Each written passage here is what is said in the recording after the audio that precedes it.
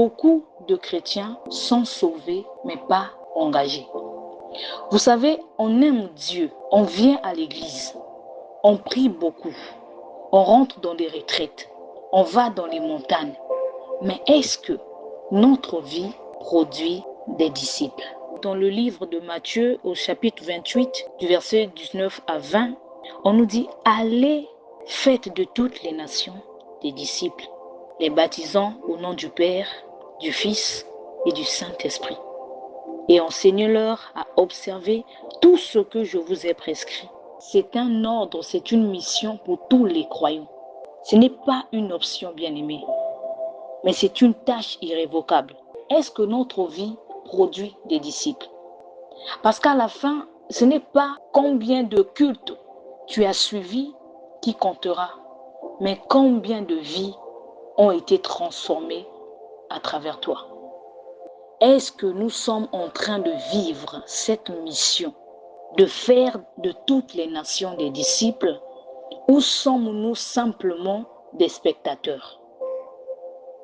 Là, le Seigneur te demande de faire bien plus que prêcher, bien plus qu'enseigner, bien plus que parler, bien plus que prier, de faire des disciples. Un disciple bien-aimé, ce n'est pas quelqu'un qui écoute simplement, mais c'est quelqu'un qui change de vie. Aujourd'hui, on a beaucoup de chrétiens informés, des chrétiens inspirés, des chrétiens motivés. Mais Dieu ne cherche pas des chrétiens motivés.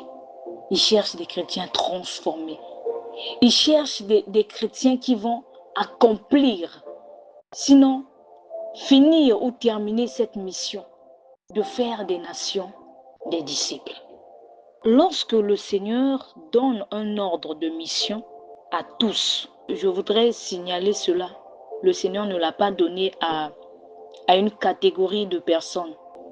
C'est une mission qui est donnée à tous.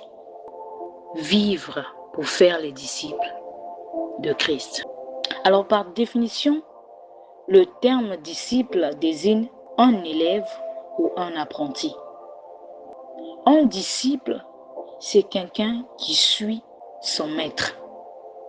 Là, le Seigneur ne dit pas simplement de parler, de prêcher ou d'enseigner, mais de faire des disciples.